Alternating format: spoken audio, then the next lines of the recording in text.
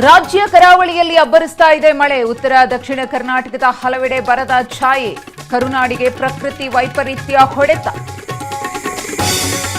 ಮುಂಗಾರು ಅಬ್ಬರಕ್ಕೆ ಮಂಗಳೂರಿನಲ್ಲಿ 3 ಬಲಿ. ಉಡುಪಿ ದಕ್ಷಿಣ ಕನ್ನಡಕ್ಕೆ ರೆಡ್ ಅಲರ್ಟ್. ಶಾಲಾ ಕಾಲೇಜಿಗೆ ರಜೆ ಘೋಷಣೆ.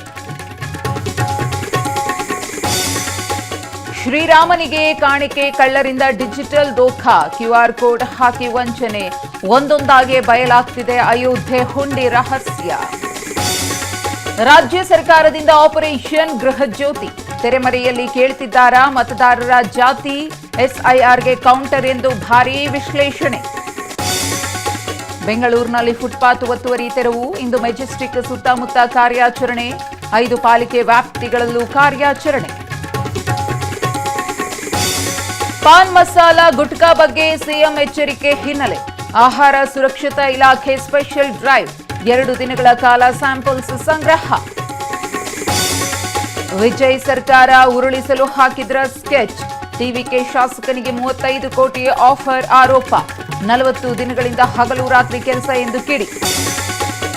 ಕಾಂಗೋ ತಂಡಕ್ಕೆ ಹ್ಯಾರಿ ಕೇನ್ ಹೊಡೆತ. ಫಿಫಾ ರೌಂಡ್ ಆಫ್ 16 ಹಂತಕ್ಕೆ ಇಂಗ್ಲೆಂಡ್ ಎಂಟ್ರಿ. ನಾಳೆ ಪೋರ್ಚುಗಲ್ ಸ್ಪೇನ್ ಭವಿಷ್ಯ ನಿರ್ಧಾರ.